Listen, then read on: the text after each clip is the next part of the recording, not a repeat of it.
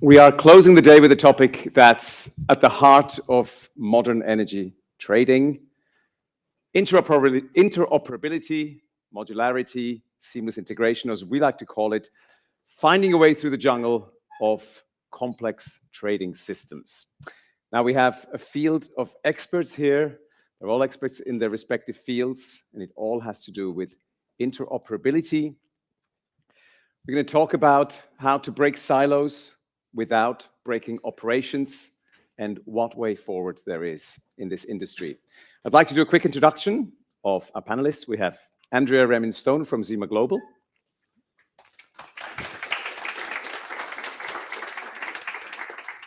CEO, I need to say, CEO at Zima Global.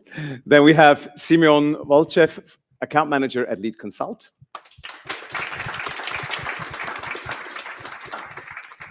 Raj Arandanasan, he is Managing Director UK at eStar.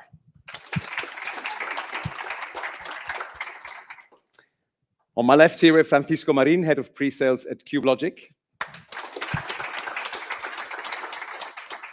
And Asbjørn Hansen, CEO at Previse Systems. And Rob Palmer, Business Development Manager at Equius. Right. At the end of the panel discussion, the floor is yours. We value your contributions, whether you're in tech, trading, or transformation. But let's first start with defining interoperability in our sector. Well, we all know what it means from a technical perspective. Systems need to talk to each other. But does it go beyond that, in your opinion? Does it have to do with managerial mindset? Does it have to do with vendor cooperation? What is interoperability for you? Who would like to start? Raj? Yeah, sure. So I think interoperability is really about removing friction between vendors, and it's about having sort of a seamless integration and being client-centric and delivering actually a unified service. You sort of touched on whether it's about mindset or on the technical side. The technology makes the interoperability possible, but the mindset is what actually executes that and drives it and sees it through. So I think, you can have the best technology in the world, but if you don't have the mindset's not there, like you just said, information silos happen, and people can't integrate and learn from each other and deliver a unified service. So I think it's important. Rob? Hi. Yeah, no, I completely agree. I think technology will be the deliverer of that, but the incentive, of course, will come from the mindset, and the mindset will come from the customers. On my way over here, I was thinking about, well, from interoperability, why? What's up for grabs? What's actually going to become available to people as a result of it? And I think there's some gains, and there's also some situations that can be avoided. So if there is greater speed of systems being able to talk to one another, that of course generates more real-time information, better trading decisions.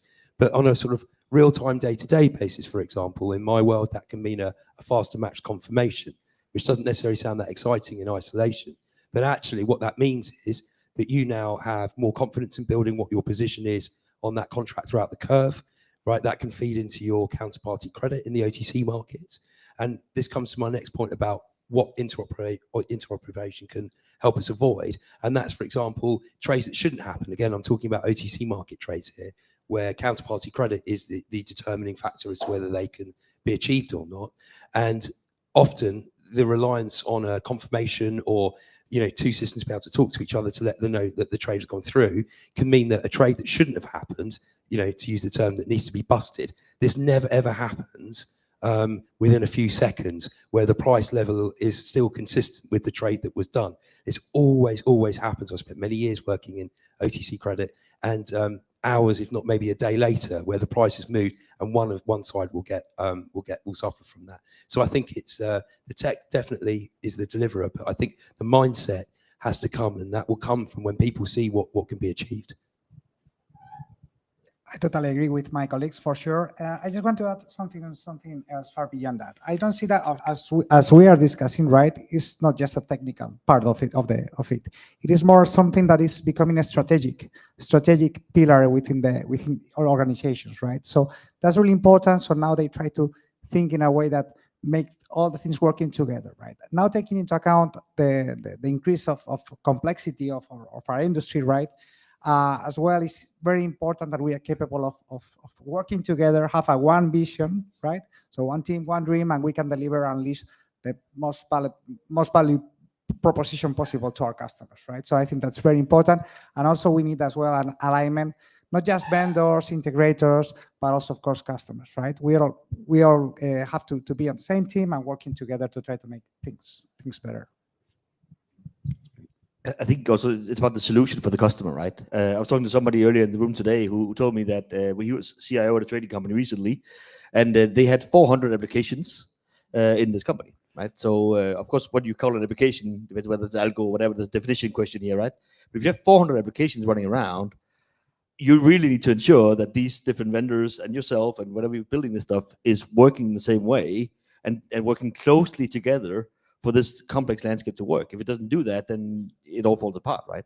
So I think that mindset thing is actually the most important thing to me. Technology is getting there. We're getting easier and easier access to data, right? But it's the mindset between vendors and developers that ensures that whenever I do something, I need to publish it as an event. I need to ensure people can consume it. What people can do with it in other solutions is fine, but I need to make it available to them so they can stream the data. I think that's also what PwC was talking about earlier today, right? So I love the comments that the panel has suggested.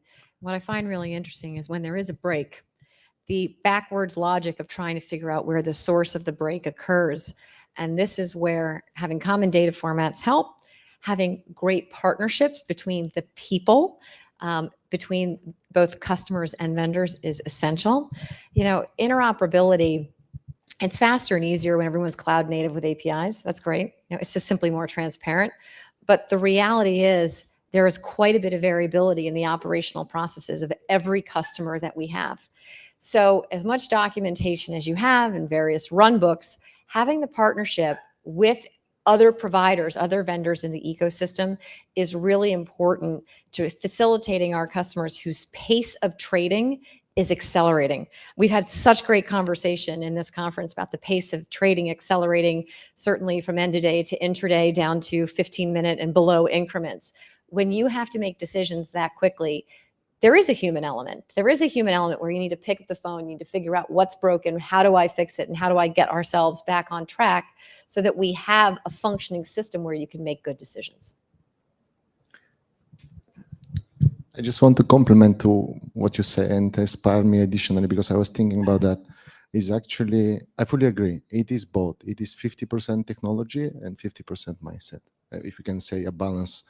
But I mean, on the technology side, we see more modern advanced technologies are rising. Companies are interested in actually getting there and use what we say best of breed, right? You don't want to be stuck with one in-all solution. You probably want to take the best out of there and be able to navigate fast, scale faster, get what suits you now, not buy something that is, I don't know, in 10 years you need it. You don't need it now, but you pay it now. And then in 10 years when you arrive there, I don't like anymore this. So I have a different focus.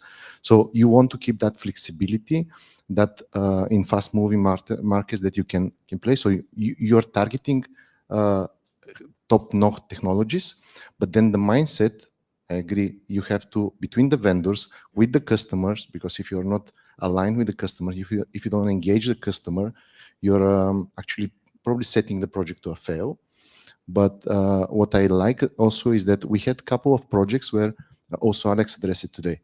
Formally, someone could say on paper, competitors are working together because the client valued the most when competitors are actually competing on value, not on territory. And then allowing such kind of mentality and such kind of mindset, I think it's very interesting, creates a different environment, and I think all benefit, all. not only the customer, but also we as vendors, we as mediators, we also benefit a lot from that. So yeah, 50-50, with both having a really important role, in my opinion. Now, it's great that you all agree that the mindset is important and that it is there, but we all know that's not enough, basically, because there are obviously obstacles. We talked today a lot about more conservative mindset in terms of new technology, implementing that. It's basically pure strategy. You don't make any money with that, except in the mid to long run. Whereas, I don't know, you spend money on marketing, also that's not your core business, but you're going to get new leads, a new business. With strategy, well, I buy a new computer and nobody knows, but I need a new one. I just spend money and it's a nuisance. So basically, we know now what the key driving forces are for people to adopt more interoperability, but how do you actually convince them? Like, do you make it clear, almost like a threat? If you don't do it, you're going to be slower and less successful. If you do it, you're going to be more successful. How do you actually manage to? Yeah, again, I think that's a very good question, though.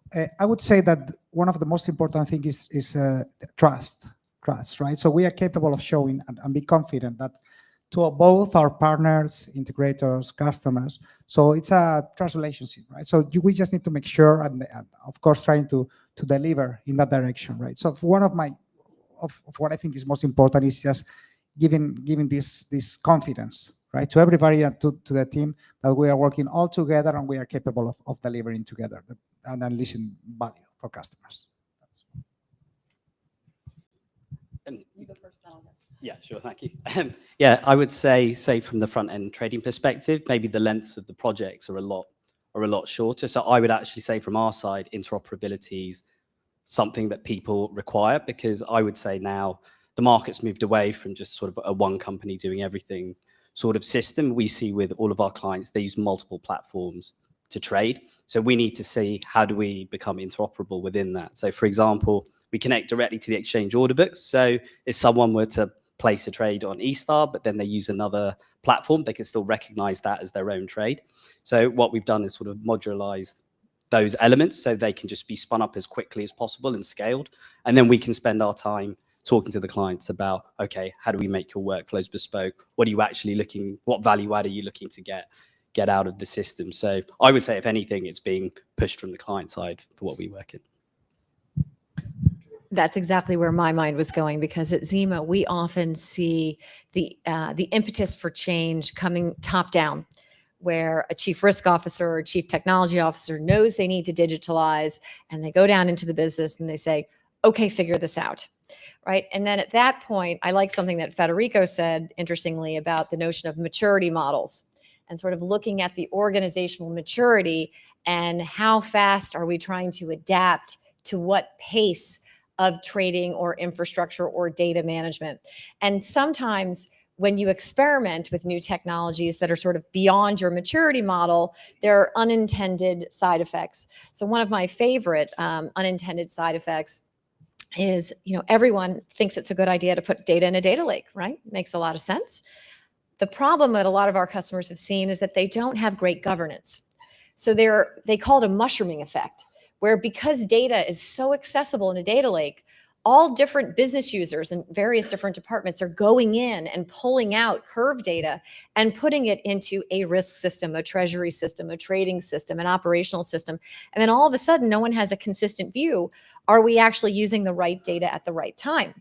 So this is where vendors can be very helpful in sort of taking a look at the organization and saying, well, we have a view across many different customers that might be at different points in their maturity model. And we can recommend, by working together, ways that we can have our applications talk to each other to give you a controllable outcome that's helping you satisfy that top-down demand from your chief risk officer to put more controls around systems that need to be digitalized. Yeah, exactly. I think also it's driven by that, right? I think years ago I was working with a customer, some of them actually are in the room, but we showed up on site. They had 6 different forward curve departments, right? 6 departments doing forward curves and putting them around the organization, right? So you're trying to put in a risk model or mark to market. Nobody can figure out which curve should we use, right? And you have the customers arguing with each other about it, right? So you're completely right about that, but that's an organizational problem more than a system problem, right? Exactly. Right? It's more about figuring out who owns this data and where does it go, right? So that's one sort of problem. And back to your original question, right? In terms of how, are we trying to threaten people or not? We're not, right? Not at all, because people are coming on their own. As the trading volume grows and your demand for what you're doing grows and grows and grows, you recognize that your existing processes and systems cannot cope anymore. So you have to make a change. Otherwise, you will not be able to make money. You cannot stay in the game. Yeah, another point I'd like to make actually around this is I don't think it actually, like you're saying, it doesn't necessarily need to be sold as a vision, right?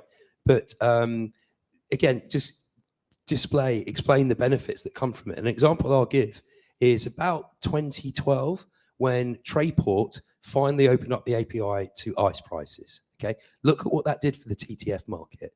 It practically exploded overnight. Now, I know a lot of the brokers weren't exactly over the moon, but look at what it did for the liquidity of that contract. So I think you have to sort of almost create the vision and explain to people the possibilities that can have. We had two vendors, Web Ice and Trayport, really butting heads. Absolutely no chance they were ever going to cooperate, but they did. And then look what happened. So I think you have to reiterate these points and just explain the benefits to people.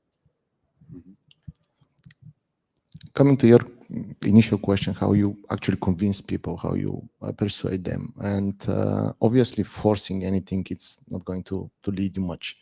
And what we do usually is we try to communicate clear, transparent, with enough patience, trying to understand, trying to shorten the distance, because customer sometimes comes, they have something, but they cannot explain what they have. They want something, they cannot explain what they want. Then on the other side, you have something to propose, but they don't know it yet. And then as you said, I mean, sometimes the decision on a C-level and then operational guys, they are fed up with projects, they're fed up with problems, they're fed up with challenges, and then someone is bringing them another guru to help them structure their business. And then you in an awkward situation where, okay, scope something, and then you're in a room with people who ideally have the same goal, but you don't know it yet. And then somehow you're against each other, maybe if you don't communicate properly. So you have to communicate, you have to be patient, you have to try to do it on small steps. I like this, I try to do it in Spanish, but I'm not sure if I can say it. Small steps or short steps, long vision. So paso corto, vista larga. Muy bien, muy Yes. bien. So, to appreciate where we stand today. So I like this approach, because this means that, and I like this also because with many projects that we do together with Previse, for example, the first phase usually is a small, low-hanging fruit. And that's something which is to open the people, right? To get support from the inside, from the team. They get on board and they become your champions. They become your facilitators. They start supporting you. And then when they're engaged, the difference, I have a little experience in lead, 3 years almost, but I see clearly the difference between projects who succeed and projects who fail or they have struggling. And this is the main difference is how engaged is actually the customer. So there is nothing to force, there is nothing to convince, surely not to threaten, but you have to be also able to sometimes say no, right? To challenge the ideas, to be able to say, okay, I see what you're heading to, I see what are your ideas, those are our suggestions, and then to remind that you can start from, we spoke with friends of ours, for customers that we did implementation, and they say, it is amazing how we are coming from the same problem or situation, we are aiming almost the same markets and goals, but somehow we achieve it through different channels. So there might be many paths to the same thing, starting from the same point, and all of them are good as far as you somehow communicate and collaborate, and everyone are fine with that, and they're happy with the result at the end. If I may just pick up on that, you talked about, talking to the team in the customers team. Which departments, I mean, to everyone, which departments do you think should be involved in this? I mean, apart from the technical team, obviously, management, but there's account managers, there's strategists, maybe data officers. Like, who do you think should be involved so everything runs smoothly? Raj? Yeah, so I would say again on the front end trading side, usually there's the traders and the business people, they're setting the priorities. And then I would say traditionally, like maybe when I first got into trading technologies, there'd then be some IT infrastructure guys with them, sort of helping them facilitate that. But now I've seen it really evolve actually, where there's, data side, quantitative analysts, because the projects, I think one of the things that's changed in the market, the projects are huge. And, they're these singular integrated projects that touch every part of a business now. So I think you do need essentially to have all parts of the value chain involved, because especially on like the data side, it touches everybody.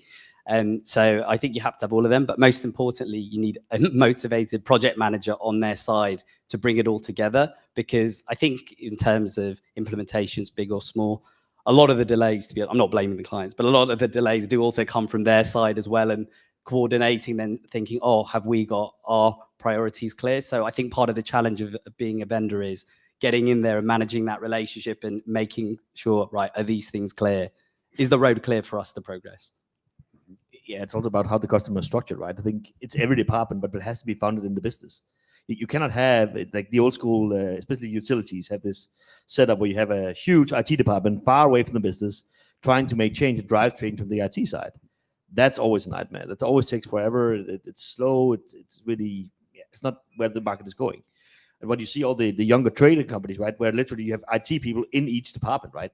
You have your front office developers, you have your middle office developers, you have your back office developers. They're out with the business side. And then you get this drive and this ownership that actually makes change happen way faster, right? Because the other way around, technology comes from IT, and here's a new system for you. Nobody will have that. They'll fight it to the end, right? So, yeah. I have to comment on that because we're often brought in by the risk police, right? So the chief risk officer often will bring in Zima to say, no more calculating curves in Excel spreadsheets. We don't want those models sitting in Python notebooks, right? We need to be able to run our curves systematically. I need a house view. How in the world can we possibly operate across sometimes 50, 60 locations in multiple time zones? How do I know that I'm getting the right data to make the right decision to increasingly report to regulators on a more and more frequent basis? So, we come marching in and, especially if you're brought in by the cops, the first thing we have to do is we have to partner with the business and sort of say to the business, we're not here to tell you how to do your job. We're here to help you embed your workflows, embed your know-how into our software systems, right? We give you a starting point. We want to give the customers, we want to get that, what we call it, from the journey from question to decision. We want to shorten that as quickly as possible, right? To get that time to insight to be much more systematic and faster. Because when you have so much IP locked up in the business, there's still so much that goes on in Excel. It's frightening, right? You really want to get out of that and get into software and systems that talk to each other, which is the whole point of this discussion around interoperability. You've got to partner with the business users who are resistant to change. They like the way that they work. It's worked for them for a very long time, and they don't want to go through the work of having to prove it to someone else. So partnering with the business, having teams that can also say, I'm here to help you embrace your workflow, not to tell you what to do. But also, I think, to Raj's point, you have to really help understand the maturity of the organization. We're seeing more and more what I call data fluent, data natives sitting next to the trader, sitting next to the risk manager. But that's not always the case, right? So if you recognize that a customer doesn't have that degree of data fluency, it is the responsibility of the vendor to suggest, I know you've always done this the way that you have. Yes, you used to have 5 UAT environments. Okay. But in a modern cloud-based world, there's a more effective way to do this. Let me teach you why. You have to take the time to recognize the maturity of your partner and have those conversations and use your collective experience across customers to get the business where they want to go. Well, I totally agree with the concept of course, we have to get the business involved, right? They are, let's say, at the end, they're going to be the key stakeholders and the users, and they're going to get the value, right? So we need to be center of or have a clear focus and a clear engagement with them, right? That's no discussion on that from my point of view. Now we also have to take into account that because of interoperability, right, we have to be able to pretty much engage everybody, right? It is no, I know it sounds a bit vague, but it is actually true, unfortunately. Well, fortunately. So we need to make sure that everybody's engaged from the very first, from the trader to the back office, to the accounting, everybody has to be on the same ship, right? So I guess the key takeaway here is that, from my point of view, is that business, because we have the vision of bringing value to business and helping them and making them their life easier so they can make more money out of that and of the business. But at the end, we need to be all engaged, right? Somehow. I mean, if you engage as a customer, if you engage on a transformation journey, obviously, because of the complexity, because you are going to touch a lot of processes and procedures, everyone will be affected, right? Front office, back office, even finance, maybe. So definitely everyone is going to be involved. Everyone will have an opinion. Probably front office will be the demanding side. They will say what is real time. We see the speed is getting faster, the data becoming bigger. Back office will probably be challenging what is realistic, because they are going to do someone said where the things happen. So they are going to be the lackmus if everything can actually make sense at the end. Then you have risk also defining compliance. So everyone will have an opinion, but practically, from the experience that I have also with several projects we do in partnership with different vendors, we see that usually you need one person who is business aware what actually you are going to do. He might not know all the things, but he knows to whom to ask, so he can engage people on the different topics. We need ideally the same person be empathic enough to go and hook people who are intentionally or unintentionally somehow block the process, right? So, okay, explaining them. It is going to be good. fine. It's going to be fine, right? Yeah. To comfort them, and then eventually you need few people of actually helping you, right? With building the test cases, the scenarios, helping you actually walk through this process of identifying what is the best for them, and you are able to consult them on the best practices. So I think everyone will be involved, but practically at the end you need maybe few people to move faster, but those people should be the right people. So few people, but the right people for the things for the magic to happen. Yeah, so I mean, I do agree to that.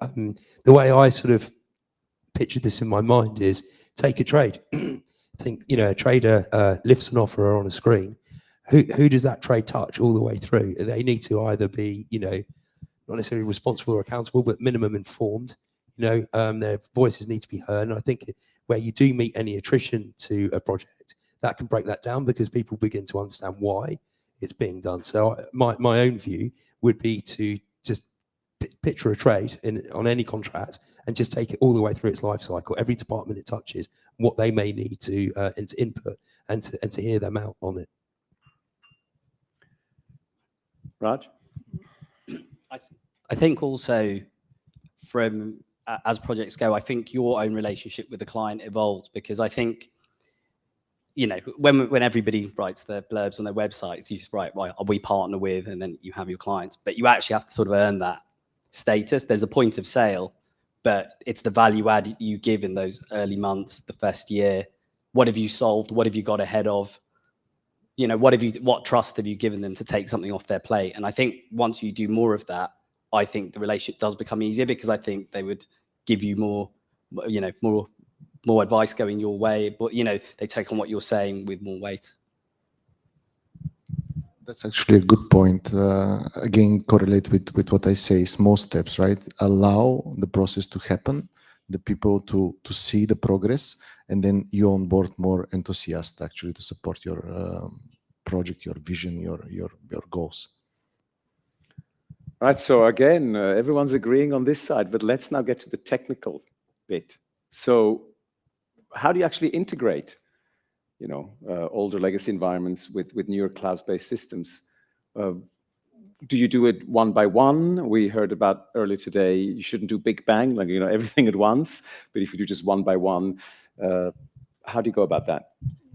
Well, that's a very good point, right? About interoperability. So basically, nowadays, what we try to do, at least from QPlogic perspective, right? Because we are partnering with most of the people in here, right? So we have to we have pre-built interfaces, APIs with all these guys. We basically just to break these walls, right? Between. So that's typically how we manage that part of the business. As well, when we are with customers that actually they may have some dated infrastructure as well. So we are moving more into event-driven technology, right? So basically we can orchestrate and stream all the information and the data orchestration from systems, right? Even though they are in the cloud, they are in hub. That's something that can be managed through these new technologies, right? And I think I would say that's typically how we integrate. Of course, as well, it's very important in terms of how we integrate is as well having good partnerships. So basically share the knowledge, share the technology. So you have open and exposed functions and stacks. So you can actually send that to your partner and say, okay, this is my technology. These are my functions. You can call them and you can use them. I can receive your data. I can manage and I can enhance that. So that's typically how we like working, right? Because we know we don't want to be let's say the center of the stack, right? We want to collaborate with everybody. So Zima typically integrates with anywhere from 8 to 15 downstream systems, right? We love it when we're working with a partner that has a standard API. We build a standard connection and it works. Love that, right? So when it comes to change management, we will typically work with our customers to go through a series of use cases. And we love to start with the low-hanging fruit where we have existing connections and we can integrate and we can move very, very quickly and it's smooth and seamless. But the reality is we inevitably stumble upon proprietary technology that was built 5 to 10 years ago. Sometimes the customers understand it. A lot of times they don't.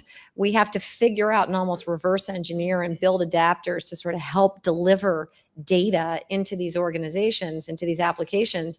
But what's also interesting about where we sit in the ecosystem is that we're really a 360 round trip partner, right? Because we're ingesting a lot of client-specific data, which comes from very proprietary systems, which is formatted in weird ways, and it's never consistent. So, having a project sponsor, like we've talked about, great communication where you're constantly reminding people, why are we doing what we're doing? Keeping decision logs of why have we made which decisions in what sequence. Those are all parts of good change management. But wherever we can, we try to work with partners where we have the existing relationship using more modern technologies and then tackle off the higher, more complex, proprietary, old technologies, which we find everywhere, frankly. We tackle those based on how our customers prioritize what the best outcome would be. We love to partner with firms that are helping on their digital transformation so we can even bypass and leapfrog some of these old incumbent technologies. And that's where having relationships with firms like Lead Consult and others that can kind of advise and say, rather than keeping this 44-year-old IT2 database, there's a better way that this can be done. So I think there's a very natural partnership in terms of prioritizing what is the business outcome and how can you really skip some of these downstream integrations that are overly complex. Having that partner that can bring in the best practices really helps accelerate how you deliver value to the customer. It really does. Yeah, then you do it in steps, right? You start with something, one thing at a time, right? I think Simeon talked about it earlier, right? We typically start with the short-term trading because that's where the most modern technology is applied, right? So it's the easiest part from a technical standpoint to connect, right?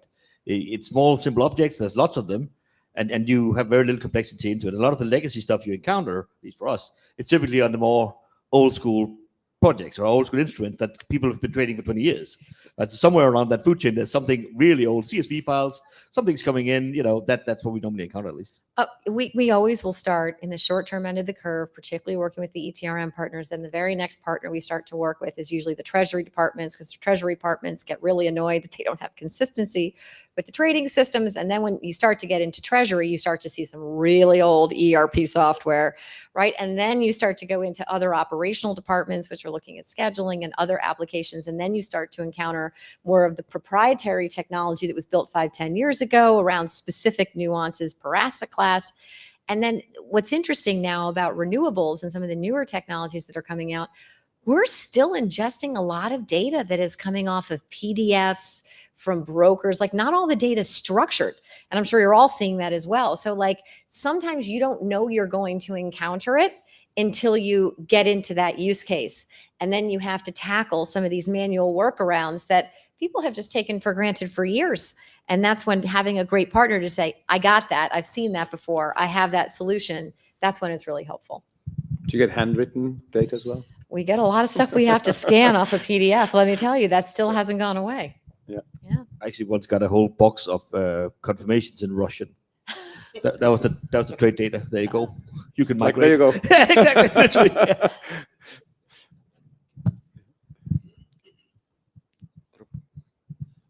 Okay. Yeah. So I would say that we try to recognize, right, that you cannot do a big bang. You cannot really say that's an old world and you should not use it anymore, because there are legitimate reason why people, front office, back office, people who are doing this on daily basis, they still want to be in Excel. They still want to be using their old tools for many reasons. It could be sensitive know-how. It could be confidence that they can still do it in case something, and because it's still in their hands, the control, right? So you work on that, but then what we try to do is try to offer a hybrid model, right? So you offload on phases. You try to propose solution that is working with the new world, giving you the best of it. When you are ready to accept it, you work on that, of course, to make it more and more appealing to you. But then you also offer powerful, through powerful middlewares. You're offering possibility, because there are tools that are transferring now written text to databases. You have middlewares that are able to work with various agnostic to files. So you can use those tools to facilitate and help you actually meet in the middle, right? Start walking together. And then with that, you have a hybrid transition, which is allowing you to take as much as needed, and then maybe stay like that. You find the equilibrium, you find the place where actually both worlds could exist until people are ready to brace the next step. You need to be a therapist. You have to be a therapist. I'm thinking about a particular client who, a very large, multi-billion-dollar utility company that was growing very rapidly by buying other businesses, right? And they called us because their data management had been organized by a wonderful woman who was entering into retirement. And they said, well, she's doing such a great job, and we've done all these acquisitions. We want to extend what she's doing. But we sat down with her, and we basically realized we had to automate all of the workflows of this incredibly competent woman who would know every third Sunday. She had to calibrate for this market, and because of the calendar and holiday schedule in Malaysia around palm oil, she had to like the specificity of the steps that she had in her personal workflow around the data. It was an encyclopedic knowledge, and we had to partner her with a team to help automate and build technology and build those processes into something that was systematic, right? And that happens all over the place inside large energy, utility, mining companies, because there's a lot of people that drive a lot of value, and we want to make their jobs easier while having them embrace change of using technology. And there are so many good tools today that can just take that know-how and really embed it into workflows that are much more scalable and resilient. I mean, that's really what it gets down to. Yeah, just from our side, on the Equus side, we're fortunate that so basically my point is around sort of standardized data wherever possible. And we're actually fortunate that we have typically worked with two industry generated standards, which is the ASA XML documentation and CPML. But even then, would you believe that's not been enough? We had to create an API, JSON format API, because we still had people sending over things in so many different formats. sometimes people sending reports on behalf of other people, which was never or rarely correct in the first instance. So we actually had to go one step further, even though we were in a very fortunate position to have inherited these two industry-generated formats. So harmonization and standardized data, I think, is at the heart of all of this. I just was thinking about something that you, Andreas, said, is that I'm coming from before joining Lead, I was in a normal energy company. So I think we tend to forget, right? We tend to forget. I was basically a customer, right? And we tend to forget now that for us this is a daily business, right? These things they seems normal, they seems clear, but people, when they do their business, they're overwhelmed and they just want to do their business, right? They don't need extra services if those services will need additional efforts. So what we need to do, and I like your analogy with it being a therapist, but not in a negative way, right? You need to make sure that you understand, right? That they have challenges, they want their business to improve, and they will support anything that will do that, but you have to make more steps toward them. You make sure that actually you propose them flexibility. You are with them when they have some. So you challenge them, but still somehow you provide them choices to an extent that, again, what I call hybrid transition. So yeah, that's something which I like the analogy, but in a positive way. I would say that it is not like for us harming, but it's something that you actually have to do. It's a must do, in my opinion. Now, with all these obstacles and problems and hindrances with implementing all of this to achieve interoperability, do you have a bit of internal guidelines, a template, a blueprint, or a good practice where you say, I know every case is different, but so you don't have to reinvent the wheel every time? Like, have you set anything up in your companies? I think it's about standard connectors, right? And when people work together a lot, you end up with these standard connectors, right? I think at least for us, right, we have a few partners also in this room, right, where we see the same thing over and over again. It's always the same 3 companies that people select. 1, 2, 3, off we go. We know each other. We can get it up running very quickly. It's a standard way of working, and quite often the customer doesn't even realize that this happens, right? And that's actually the best part. It's like you buy this. We know each other. We'll deal with it. Just don't worry about it. You'll wake up in the morning and it'll be working, right? It's a bit like parents organizing it's about shelter and food correct. for the kids, and the kids don't realize they're working together. But you realize that they're working together fine, but you're taking it away, right? Yeah. Then you're providing a solution to the customer, right? The customer needs a working solution. And the worst thing you can have is 2 vendors pointing at each other. Yeah. So it's not my problem, it's your problem. He did it, right? That's horrible. That's the worst situation, right? So you have to have this sort of framework of say, hey, if you know these people in this ecosystem, they all know each other, they all work together. And I know if I pick these guys, they'll all be fine. They'll work together and solve the problems, right? Yeah, I mean, yeah, I'd completely agree. That's exactly it. And more to the point, with the ecosystem, when you're engaging with the partners in the ecosystem outside of just a particular project, that's actually the continuous innovation that you're doing. And then you're actually presenting an even more streamlined position to the client, rather than, sometimes when you're just working together on an ad hoc project, you're sort of putting something together, but it's less seamless. So I think it is that continuing innovation that you're, working between your vendors and your peers. Okay, I'll try to say it. I mean, there are 3 things I would say, just to have to name them, but probably there are more. So the first thing I would say is that you try to, whatever you build, you try to build in a way it's reusable. Let's call it templates, right? So because as Ashbjørn say, we see over and over again the same challenges, right? The same way you handle the trace, the same way you need to do the interfaces. So you can economy of scale, right? So you can try to save customers' efforts and cost at the end by trying to do the things a little bit more smarter, a little bit more out of the box ready, which of course is also giving a side advantage of time to market. It's much more faster to reach a market. We had a nice example of a customer to whom we integrated to a new market and a new trading platform, Odyssey trading platform. They were ready on our side, configured for 2 weeks, and they need 4 to be registered as a balancing responsible group. So this is something which is showing that reusability and scalability is something that, and this economy of scale can be something actually positive. The second thing I would say is very important is engage the stakeholders as soon as possible into the process. Because if you work in vacuum, then you might end up in a situation that you develop something nice, but it's just off of what actually is needed. And then the third thing is this ecosystem thinking that I will repeat it again. So you don't challenge on and you don't compete on territory. Oh, this is mine. I want to do that, and my tool is better than yours. But you compete on value. What we can bring to the project, what we can do for the customer, and how actually this can make what we do much more valuable in total. So it's like instead of trying to be the whole picture, you try to complement the puzzle.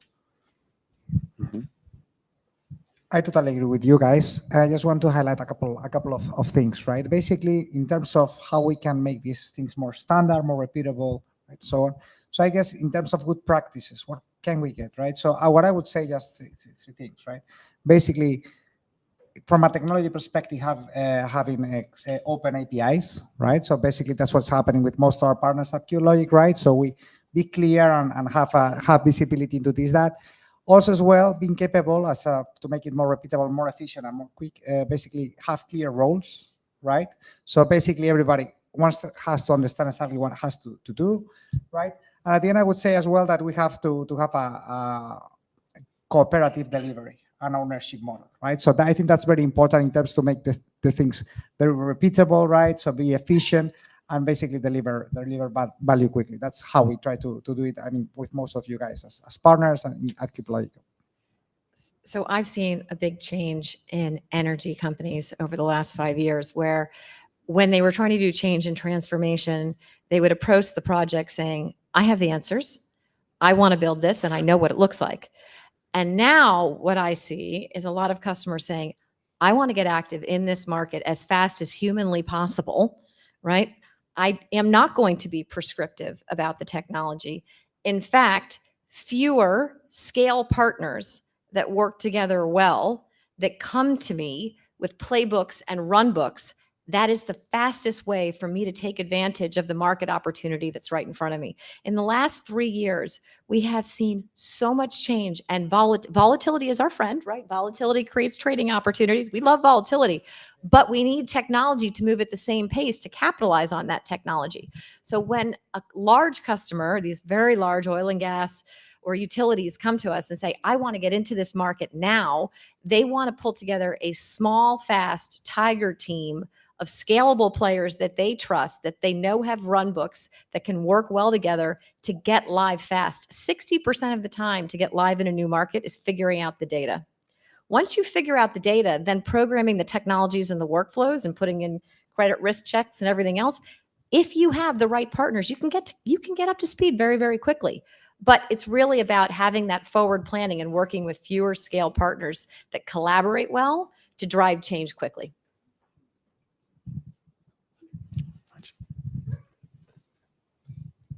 Thanks. Yeah, I mean, just to continue slightly familiar with what I was just saying earlier. I mean, for us, one of the best things we did was create an API. I mean, it was sort of, there was almost talk at Equius, that we were at the very forefront, the frontier.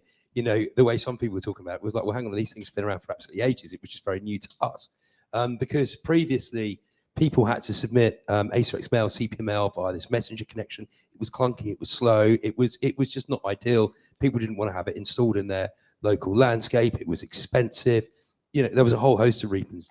So just to echo really you can't say enough, in my view, the importance of open APIs. That's really changed everything.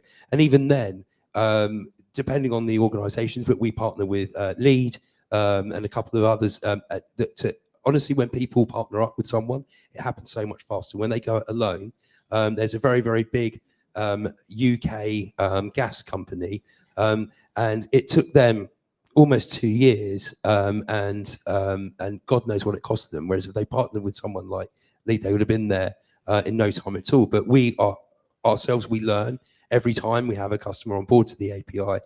We understand a little bit more about what their concerns are, and that enables us to sort of tweak, and get better at onboarding them. Yeah, that's exactly the same with us, with having an open API, so people can program their algo strategies, feed them into our models quickly. And actually, going back to your point, Andrew, in terms of, yeah, you just get clients now who'll turn up and say, listen, we need access to this market last week, and when can you do it? But I've actually even spotted a trend with a lot of the exchanges in the markets now. You can see a lot of them are replicating actually their backends and their connectivity. So even at the exchange level, you're seeing a bit more standardization where we can then makes our life a bit easier. So then we can spin up our environments, then connect into them in a lot quicker fashion. Right. So now looking ahead about where the industry is going, what do you think trading organizations should prioritize in the next, I don't know, 3 to 5 years to remain agile and integrated?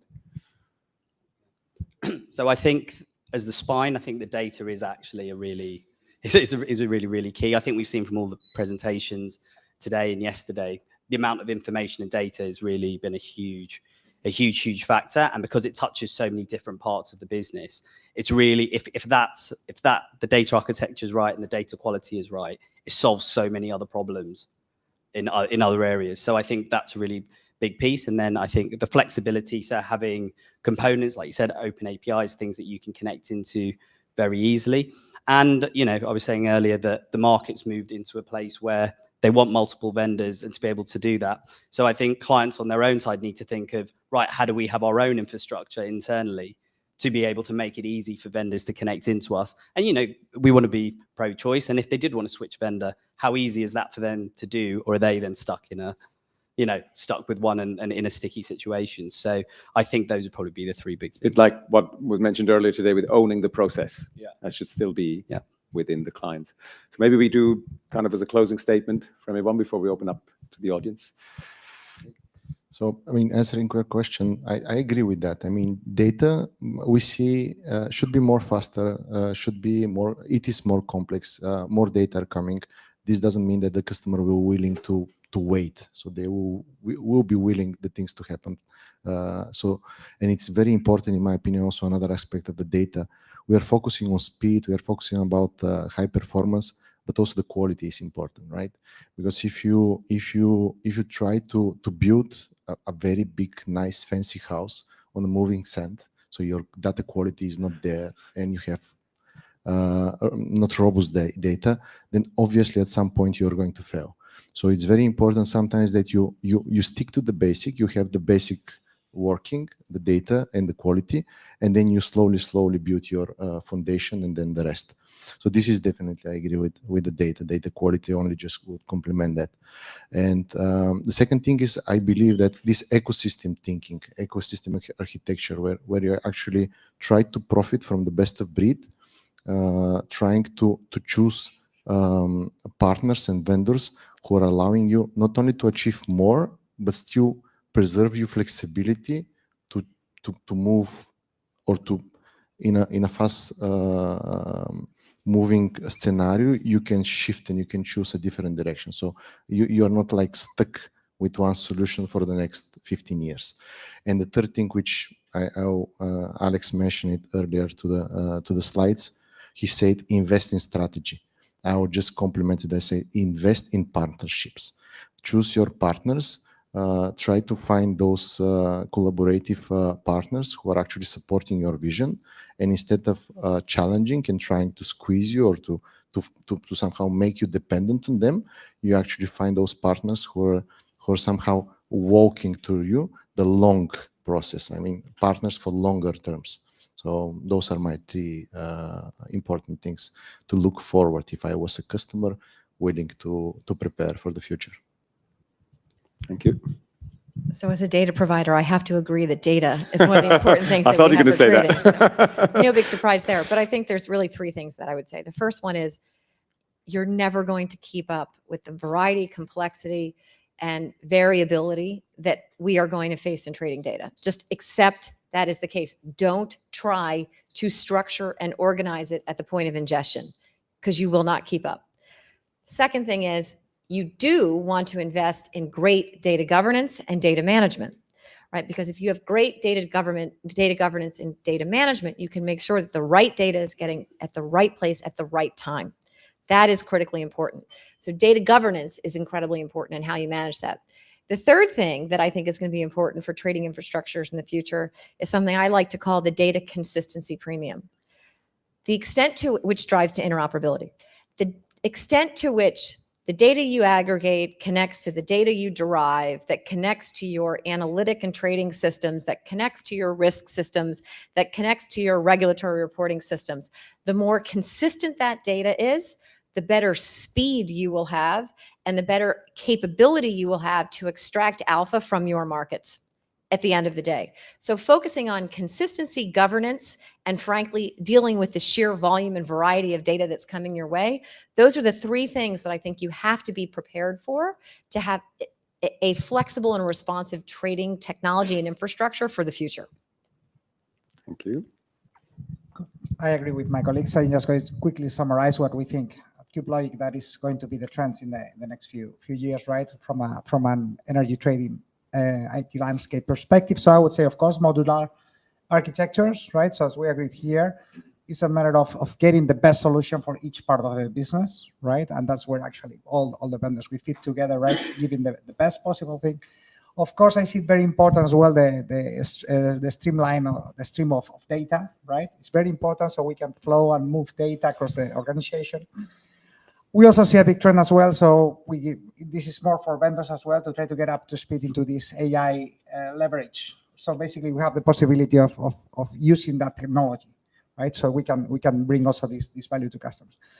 And that, with having this amount of data, AI, and all these sort of things, I would say that also is going to be very, very important, the analytic part, the analytics, right? So basically, we are seeing in the market, for example, now with a big trend in the liquidity risk management risk, right? Because we have that amount of data, a big amount of data, we can actually are going to be able to do much more sophisticated things with it, right? And that's where analytic lands. So basically, just having the possibility of these stochastic models for measuring your potential future exposure, for getting all these complex KPIs, right, and measures, I think is going to be as well something important that with all the data we have nowadays, we're going to be able as well to give to customers.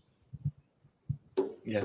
Also, the data quality, data governance, I completely agree with that too, right? That's exactly right. But yeah, give you a good example. So a few weeks ago, I was up with a potential new customer and went down with the CFO. He'd been there for a month, right? And this new company, and he came from another organization previously. And the first thing that happens is he sits down day one and he finds his desk and, starts looking into things. Next thing that happens is a guy comes running through the office going, I can't find the trades, right? And turns out, as he's digging into this thing, that the nucleus of what they're doing, even though there are now 40 people, is a big spreadsheet, which is being synced by SharePoint. And everybody's using the spreadsheet. And from there, you're then feeding data to the scheduling system and you're feeding data over here. But essentially, it all ends up in this spreadsheet where sometimes there's a sync error on SharePoint and then, pooh, nobody knows where we are, right? And you're sitting there going, what, right? Sometimes it's the basics that's missing, right? It's that you need to have that data organized in a way where you can scale from it, right? And you cannot grow that organization any further unless you change those processes, those systems, get data governance in place so that you don't have that problem, right? Well, sorry to be unoriginal, but I'm also going to say data. And I think if I speak mainly from the OTC market perspective at the moment, because currently where I am, that's our primary focus. We have actually, through regulation, inherited this sort of industry-generated resource of sort of standardized data. It's not there yet, and it needs to improve. But I think we need to turn that to our collective advantage. I think there's a lot of analysis and insights that can be done, certainly around credit management, which has really, really hit OTC markets, with the high prices, people then pulling out of the market, which affected liquidity and, sort of enabled more volatility, time that around, what had been high interest rates for a long period of time. That really, really hurt the OTC market. And as a result of that, we saw a lot of liquidity and price discovery move on to exchanges. But we actually think that this industry-generated resource is born out of the time and effort that everybody as a market went through to be meet their regulatory requirements. Could be, excuse me, turn to everyone's advantage. But to come back to the interoperability topic, that's where greater interoperability needs to continue, because as it stands, that data is not quite ready. Finally, I think another driver towards the better data quality is going to be, in our opinion, that you're going to find trade repositories and RRMs. We suspect that regulators are going to put greater emphasis on these guys to be the sort of end central point of truth. So right now, you can actually get away with reporting not very well, if I'm honest with you. But the standards of that needs to improve, and I think the regulators are after that. All right, thank you very much. Now, we'd like to quickly open it up to the audience. Does anyone have lots of hands up? Could we maybe get the microphone? Yeah, that's fine. We need one here for you to answer. Thank you. Thank you very much for the panelists. The conversation was... Can you hear me? Okay. Thank you very much for the panelists. I think the conversation was extremely interesting. One of the things that I don't think we heard enough, and I think is actually a relief over the past 48 hours, was the word AI. How do you see AI in our industry? And in particular, how are we going to think about the physical aspects of the industry that never will change? And can AI actually completely disrupt to the point that we don't need commodity traders any longer? I'll take that one to start. So first of all, I think AI can be extremely useful in stitching together some of the incongruity that we have between different data types, right? So when you have sensor-based data, right, that's streaming real-time data. And if you want to analyze that against your transactional data or your operational data, it's lumpy. It's not easy to make those analyses. You have to have truly excellent analytics. And this is where AI can come in and fill out and smooth the curves, if you will, to help you get a series of predictions. I liked what you said about having more stochastic analyses as opposed to deterministic analyses. Having the option to use AI to give us a multiple range of potential outcomes, and then looking back over time to see how those outcomes could have played out under different scenarios.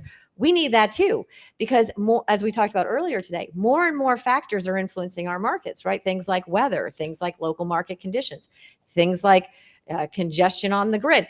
All of these various factors, it's just a huge amount of data that no human can really comprehend or write scripts to get at accurate analyses. So having something that learns makes a lot of sense. Now, that being said, we have to have enough transparency that we can understand how the answers are obtained, right? We all have risk committees and boards that want to understand, well, how did you come up with that analysis? So where we're seeing a lot of AI applied right now, and I'm sure Raj is going to talk about this, we can write programs using AI to make the productivity of our developers that much more effective, right? We can apply AI to large data patterns to help us build predictive models. Are we going to use it to make algorithmic trading decisions? I think that's still to come. I don't know if you want to comment on that, but that's my view. Yeah, I mean, I think it's a powerful tool. And I think exactly like what you said, the amount of data that you can analyze, that AI can analyze compared to a human is, there's no comparison, but you do need to be able to understand where that data is coming from and how those decisions are made. As I said, I think it's a very powerful tool. And, there could be, I can maybe see a future with augmented tradings. So, they're both being assisted with each other. And maybe, the nature or the role of how a trader operates might be different. But I don't think quite yet where I could see it where it's completely replacing it. I think I have the feeling that AI technologies are coming just in the right moment when they are going to be needed, right? I mean, we're saying speed is going to increase, standardization going to improve, size of the data will increase. So we will definitely use AI in that direction. I think there are certain things that will disappear because of AI, but what I believe actually is that AI will force us to do the things differently, right? If I can use a metaphor, I will say you're still listening music, right? not Walkman anymore, but you're actually iPod or some fancy other new stuff that I'm not on top of it, right? So we'll still do business, we'll just do it in a different way, right? So it's going to facilitate and just change the way we are doing the stuff. And if you adapt, should be not scary. If you try to stay in the, I still have a Walkman at home, so I still preserve my cassettes, but that's more of a sentiment now than actually a practical uses. So a metaphor, but I think that's my feeling. I can give you one more analysis. So the LME recently made changes to its data format. And anybody who trades metals had about a 4-day disruption because the LME did not do a very good job of describing the changes that they made in their API. It's funny, we're talking about APIs. I'm sure many of you experience this. You have a great API, well-documented open API is the most important thing. We now have an agentic AI solution, which was developed in 4 months, that you could literally ask the question, where's the problem in the break of data? And we can tell you where it's coming from, right? Because it can look at the data broadly across multiple data sets and look at other providers to see, well, where is the problem really coming from? The way that you would have scrambled to handle that problem in the past is you probably would have called somebody and be like, why is there a null value here? Why do I not have a closing price? Who would then call somebody in the office, who would then call somebody at Zima, who would then call somebody at the CME. Like now you can literally ask an agentic AI solution pretty much any time of day to answer that question, because they're used to the solution can now look at that data and look at the patterns going back over 10, 15 years of history and can look at the API documentation, right? So I think AI is going to dramatically accelerate how we respond when things don't go as planned in the market. I don't know if you want to speak to that, but I see it as very, very powerful in trading. Yeah, I will do briefly. I mean, only to agree, really. But I agree. You know that where a trade break, mismatch, whatever, an uncleared trade, you know, whatever it might be, absolutely. Rather than someone sending an email to a department who calls up, speaks to a trader, in that chain, that could just all disappear. That could happen. I think to the trading side, I'm not so sure. I don't feel in my gut that traders will disappear. I think certain slightly more complex options, and some more complicated forwards, with multiple deliveries, etc. I think that will probably always remain with an individual trader for now. But who knows? But I think sort of standard vanilla futures, for example, just managing a portfolio or a physical asset. Yeah, I could see that happening. No worries, I will be quick, right? Because we are all thirsty, I guess.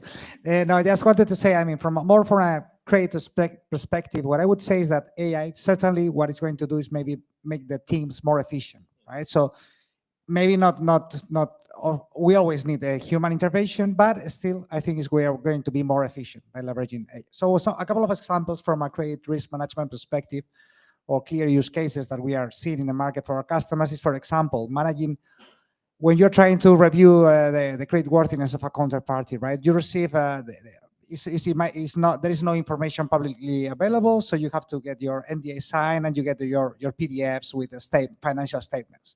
So it was a really painful job of an analyst typing every single financial statement for multiple years, right? So now with OCR technology, we can just get everything in a financial format, consume it, and use it for scoring purposes. Another one is, for example, when you create or an analyst have to review a counterparty, right? Basically, you need for writing up the rationale of why the review is going like that. So basically nowadays it's also possible by leveraging AI, automatically get some insights in the analysis and the rationale of the credit worthiness of the counterparty just by leveraging AI. So I think it's coming in, certainly very good, and hopefully we're going to be more efficient. Thank you. I think we have time for two more audience questions. Is it working? Yeah. I love provoking in that type of situation, so I'll try my best. I really love the discussion, really insightful from everyone. But reality check a bit. All the companies here are really very good examples of this partnership, interoperability. I mean, the same the reason also you're on the summit is obviously showing that you want to cooperate. I will not name the companies, but we all know a few players in the field that are not that open and cooperative, and they don't believe in interoperability and partnership, and they do business differently. Without naming them, it's not about now putting somebody under the bus, but how do you deal with that type of situation? Where do you see your responsibility? What could we do something about it? I mean, how do you see the situation? I know that it's a bit of a tricky question, so Well, let me start. I would appreciate honesty. Yeah? No, it's fine. It's totally fair, right? I guess basically I'm going to be quick as well. I think that they are basically just blocking themselves. I think at some point they're going to death, right? Because actually this lack of collaboration with industry, with the market and so on, it's going to be painful for them, right? And it's going to be, so what I think is maybe when in 5 years, something like that, we're going to see that these guys, this sort of interactions and a way of making business, they're going to block them from it's actually happening with some tenders on some RFPs that we received, right? Happy customers, they just say, okay, we don't want these guys involved, right? So at some point, I think it's going to become more general, and it's going to be a impression. That's what I think. I think our responsibility is to replace them, right? And basically it. There's nothing else to it, right? Essentially, it happens automatically, right? Because if you behave that way, you lose out. As Fran just said, right? You know, you get the RFPs that says everything but as a vendor, that helps, of course, right? So I think it comes automatically that way. Yeah, I agree. I think it will police itself quite straightforwardly. People that block will sort of almost suffer the consequences for it long term. One thing I will say though is it is important, you know, with interoperability that you know sort of policies and standardized industry standards are met. You know, the two sides have to maintain exactly the same standards. But yeah, people that are out there deliberately, purposely blocking, that's just short-term thinking, and I don't think it will last very long. I think you innovate around it. You extract the functionality and capabilities that need to be more dynamic, right? That forms an ecosystem around what will eventually become, in my opinion, a booking system.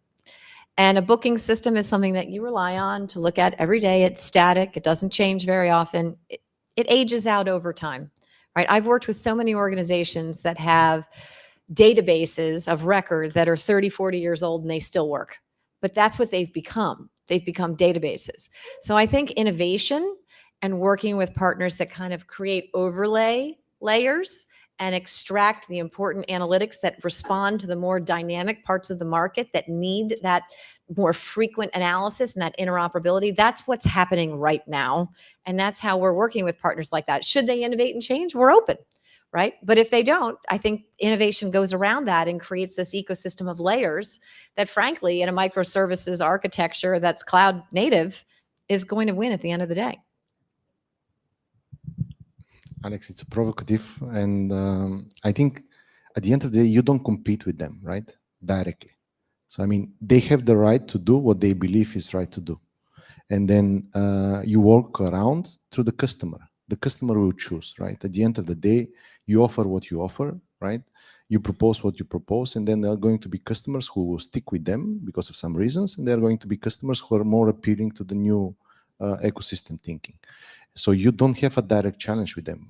You don't need to be bothered by them, right? So replacing or not, which is, I agree, it's a nice way and provocative, very smart way to answer it, but you actually don't have a challenge with them because I mean, it's a big world. There is a place for everyone, and you are actually competing in the mind of the customer. So if you're doing the things right, you just win the competition. Yeah, I mean, I think the 2 points. I think it's just your classic battle between incumbent and disruptors, and that's kind of the challenge that you face. An incumbent will do everything they can to be in a more protectionist side, and then the disruptors there to, you know, to break the mold and change that. But also, to be honest, the attitude of just blocking things and protectionism it's not just exclusive to like, us or someone trying to block us. It's actually an attitude that will be in everything that they do. And, all these companies will have their own partners and things that they deal with. And I think, like you said, if you don't innovate and the market moves around you, the people they work with now will also start to seek other solutions. So it'll just become a self-fulfilling prophecy. It's like, you innovate or you die. And that's pretty much it. Thank you. Right, last question. I guess, can you hear me? Yep. Playing devil's advocate comes with the name, but we've been talking a lot about interoperability, and I am a huge supporter of this.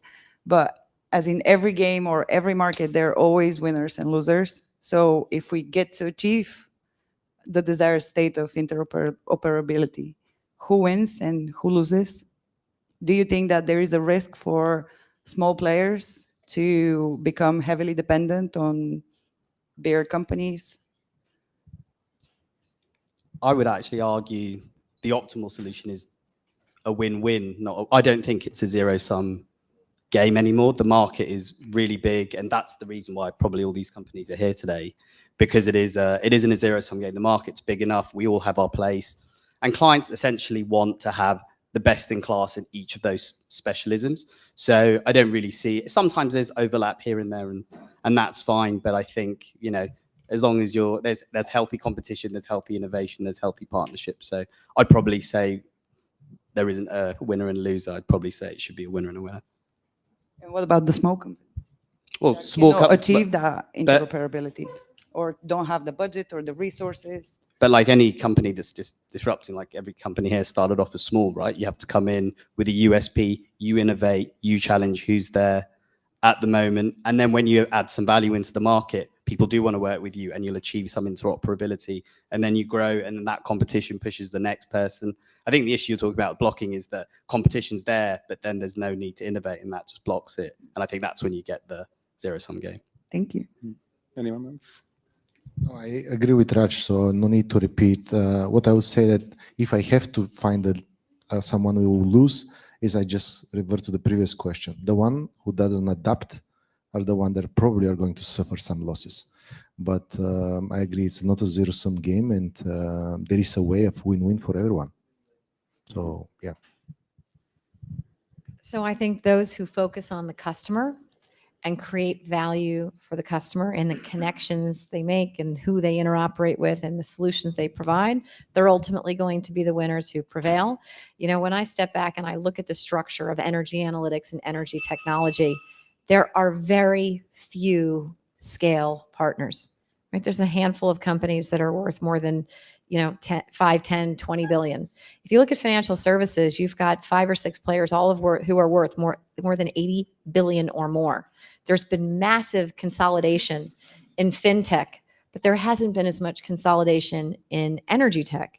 And the reason for that has been each asset class has individually been a silo, right, for the last 30 years. I think a lot about what we talked about here today is that cannot persist, right? With the electrification of everything, we cannot exist in silos. So winners will be the companies that learn how to focus on the customer and give them the transparency to adapt to a much more dynamic world that's changing faster than ever, that is multi-commodity, and is one that is digitally driven. So that's who's going to win. And I don't think size matters. I think focusing on the customer does. Thank you. Got one more? No, I think Closing statements? No? I think we're okay. Just to summarize. I knew you were going to do that. No, yes. Following that, I guess the main winner is going to be customer, right? And the value we bring to customer, and then after customer, happy customer, then we will go there. We will go after them. So that's pretty much. I grew up in Denmark. And in Denmark, when I grew up, there was one beer. You could only get Carlsberg. It's the only beer you can get. And it's kind of a boring beer, right? What then happened was competition came in, and now there's like 500-600 breweries again, right? So you have these cycles of going into monopolies and going out again, and going in and out again. And that's the innovation you're talking about, right? That's the same thing that's happening here, right? At least I think it is. And at the end of the day, as Franda said, the same with the beer. I'm bringing up beer now because that's where we're going, I hope. Can tell. Then, that's what's going to happen. The consumer, in the end, the customer will win. You have a more variety, more solutions you can choose from to get to what you need for your taste and for your business. Rob, Yeah, I'll be super quick. Yeah, I agree that the people that look after their customers and genuinely anticipate customer need will probably ultimately be the winners. But going back to the smaller ones, I think what you may find is a string of companies that just do slightly some different things, but very, very well. And I think even if you are offering you know, maybe quite a niche service, but you are very, very good at that, I don't think whether you're big or small should make any difference. All right. Thank you very much. Thank you much to all our panelists. Big round of applause. Thank you to you as an audience, very appreciative audience, and also all our speakers that we had today and yesterday. A quick outlook on the rest of the program.